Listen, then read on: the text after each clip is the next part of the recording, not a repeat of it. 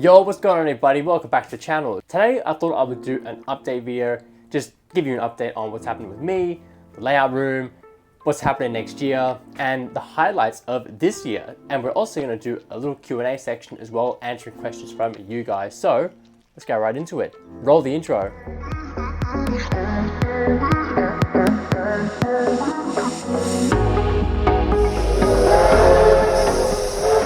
Alright, so first up, I'm going to give you a little update on what's happening here in the layout room, but we've got to start outside, so let's take a look. We've got some new signs hanging up before you enter the layout room, such as this Keeps Tracks Clear sign, a railway crossing sign, and engines or rail motors must not pass this board. This is a really cool one that I really love.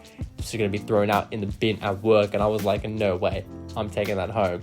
And a couple of other bits and bobs. And here on the inside, I've got some beautiful pictures of British locomotives framed and up on the wall. These were actually gifted from a fellow work member who's now retired. So I just want to say a big thank you to you for giving me all of these. They look awesome here.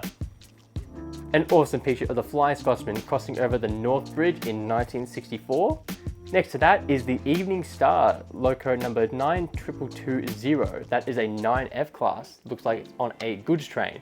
And under that is the 6000 class, a passenger service, which is the Royal Duchy. And I was also given this picture of American locomotives. I think there's about 6 locos in this picture, and if you could tell me what any of these ones are, then please leave a comment below. This S-Class picture, I believe I received at the Diamond Creek exhibition, picked it up from there. Got that framed up along with this big picture here of steam locos. That was from the Newport Railway Museum. So I got that framed up along with that one, and they both look awesome here.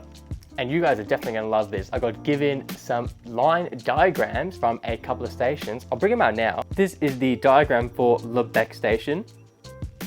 And this one is for Dimboola. And my personal favorite one, Nyora Station. I love those, and once again, a family friend gave them to me, so a big thank you to David for giving me those. I want to get all 3 of them framed up together in the same portrait and hung up on the wall somewhere, so everyone can see it when they come over. And an update on my model locomotive fleet. Honestly, not much has really changed. I picked up the Powerline T class at the start of the year at the open day, so I got that one in the VR blue and gold. I did pick up the Trainwheel Y class, of course. We've done a review on that, so if you're looking to buy one, then check out the review. And AWS has done a couple of jobs for me, such as weathering my J535, my J-class steam locomotive, and doing a repaint on my Eureka Models R761. That model comes with factory weathering that I wasn't a fan of, so I got him to repaint it in the way it is now, looking fantastic with Steamroll Victoria. Oscar's done a fantastic job with it, and it looks really cool running around the layout now. And all those models have featured in my running session videos as well, so if you want to see them running around the layout having a bit of a play, then definitely check out one of those videos too. And rolling stock wise, honestly I don't think I bought anything. I think the last thing I bought was from the Amherst Sale Day, which I already told you guys about, and I vlogged that because that was part of my Ballarat vlog day. And yeah, I don't think I bought anything since then really, so it's been pretty chill at the moment, just kind of waiting for those K classes to come in. Then we'll spend some money and like buy some new things. So yeah, just waiting for that really. At the moment, I'm chasing the preserved steam locomotives with like Steamroll Victoria or any of the tourist groups. At the moment, I'm really after those, primarily the K classes, which will really finish off my list, and then the A2 from Ixion, which is on the way. And I pretty much have majority of the active fleet at the moment, which is what I really wanted. And then I guess after that, I'll start really getting into my era and buying era specific locos and rolling stock. So it'll make the layout really come to life then. I've got a few bits and bobs here and there, but I definitely need way more orange and gray on the layout. So that will definitely be on the way after I get these locos and stuff that I really want. So yeah, that's kind of the plan with that. And now I just want to talk about some of the highlights, because I've had just an awesome year in this scene. Like I've said a few times before, still pretty new to all of this, and yeah, it's just been amazing. Like this was easily the best year that I've had in this scene, and you know, it just comes down to the people you meet and things you get involved with, and I've just had a fantastic year being involved in so much and going out exploring, whether it's visiting a heritage railway or just hanging out with like friends and doing train stuff. Like everything's just been a blast this year. So I just want to say thanks to everybody who has helped me this year, involved me in something, come out on a journey with me, whatever it is. If you've helped me in any some way this year, I just want to say a big thank you to you guys. I really appreciate it, and especially to you guys who are taking the time to, you know, tell me things or help me learn things. Like, it just means a lot to me. So thanks to all of you guys. For me, the highlights of the year, wow.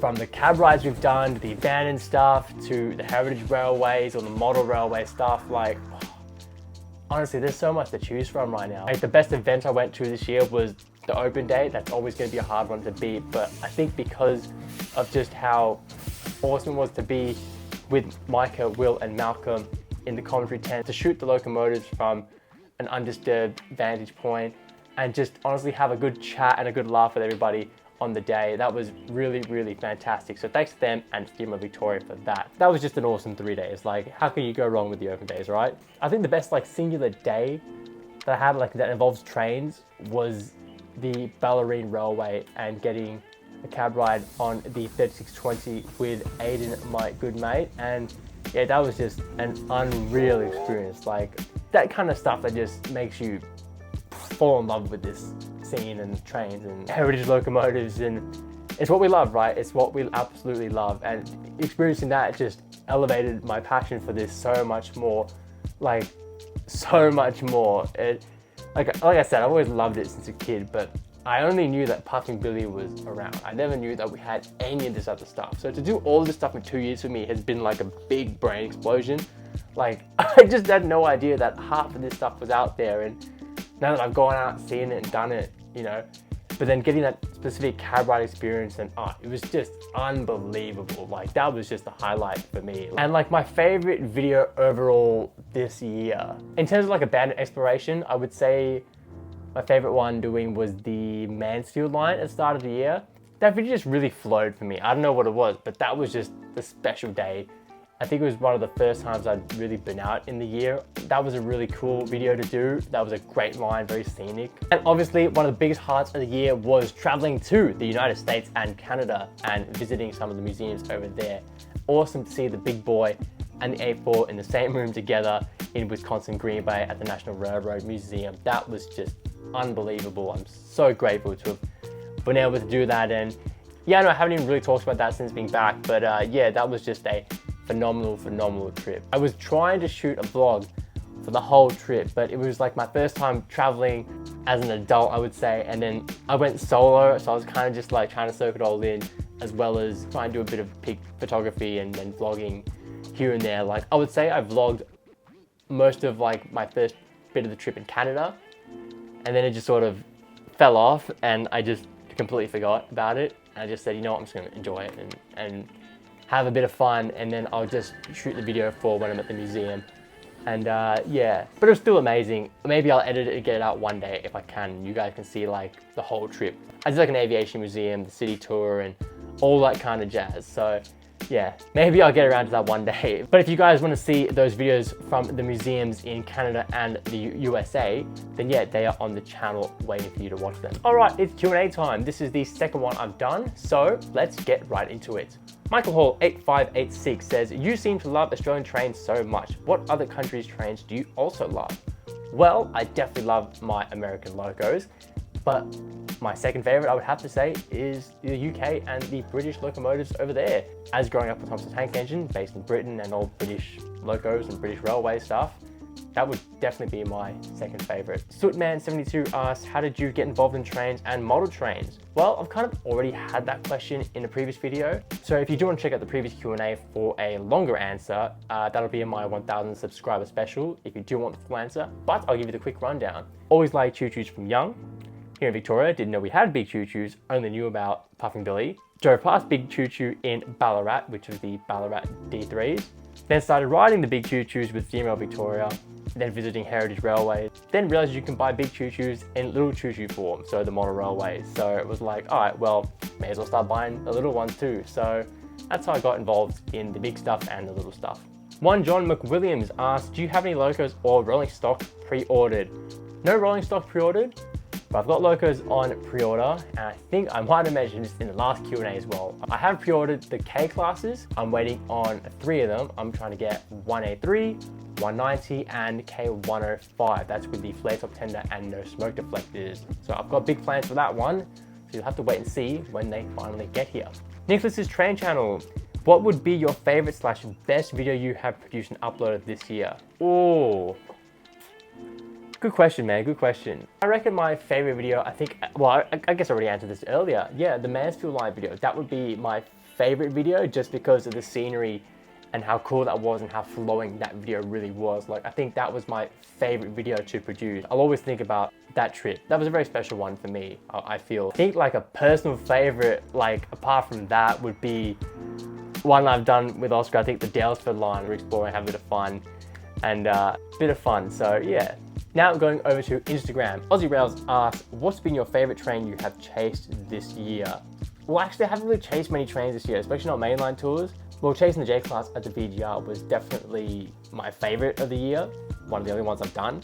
But I've always wanted to see the J-Class in steam and running, and seeing it with that fresh repaint was just really, really cool. So, oh, and we got a cab ride on that J too. So yeah, fantastic. That was probably my favorite chase of the year. Ethan Jenkins asks, any plans to explore more railways next year? A suggestion is the Bright to Bowser line. Ooh, well, there are big plans to do big trips next year, because now I've kind of covered all the ones in my local area, and now all the abandoned ones that I'm gonna have to start doing are gonna be, well, they're gonna have to be overnighters and spend a weekend away from home and film them that way. So it's gonna be a bit of a process. I'll figure it out, but I've got plans to get around and do bigger trips. I've got a list of lines that I'm ticking off slowly. So I'll get to some of them eventually next year.